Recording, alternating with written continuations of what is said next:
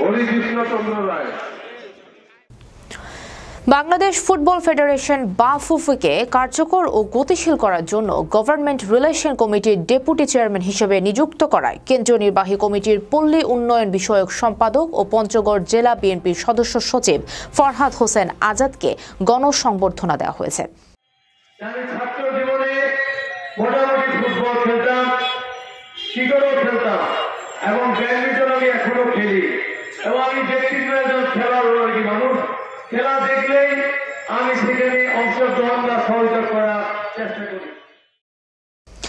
আজ সোমবার 20 জানুয়ারি বিকেলে পঞ্চগড় জেলা শহরের শেরে বাংলা পার্ক চত্বরের মুক্ত মঞ্চে সংবর্ধনা অনুষ্ঠানের আয়োজন করা হয়।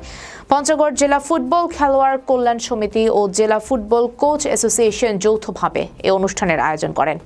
সাবেক ফুটবলার ও জেলা ক্রীড়া সংস্থার সদস্য এটিএম হাসিনুজ্জামান পলাশের সভাপতিত্বে পৌর বিএনপির সিনিয়র যুগ্ম আহ্বায়ক আব্দুল্লাহ আল মামুন রনিকের সঞ্চালনায় অনুষ্ঠানে বিশেষ অতিথি হিসেবে উপস্থিত থেকে বক্তব্য প্রদান করেন পঞ্চগড় জেলা বিএনপির আহ্বায়ক জাহিরুল ইসলাম কাচ্চু, যুগ্ম আহ্বায়ক ও পৌর বিএনপির সভাপতি সাবেক মেয়র তৌহিদুল ইসলাম, যুগ্ম আহ্বায়ক ও জেলা জজ কোর্টের পিপি অ্যাডভোকেট আদম সুফি, পৌর বিএনপির সাধারণ সম্পাদক ও জেলা জজ কোর্টের জিপি এম এ বাড়ি, জেলা যুবদলের সভাপতি ফেরদৌস ওয়াহিদ রাসেল বক্তব্য প্রদান করেন।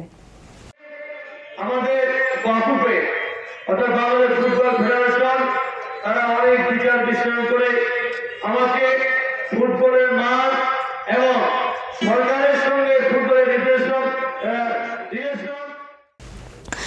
এ সময় গণসংবর্ধনা অনুষ্ঠানে জেলা বিএনপি, উপজেলা বিএনপি, জেলা যুবদল, স্বেচ্ছাসেবক দল, শ্রমিক দল, মহিলা দল, ছাত্র দল, football academy, Panchagarh press club সহ বিভিন্ন ক্রীড়া সংগঠন, বিভিন্ন সামাজিক ও সাংস্কৃতিক সংগঠন, শ্রমিক সংগঠনের পক্ষ থেকে ফুলেল শুভেচ্ছা ও ক্রেস্ট দিয়ে সম্মাননা প্রদান করা হয়।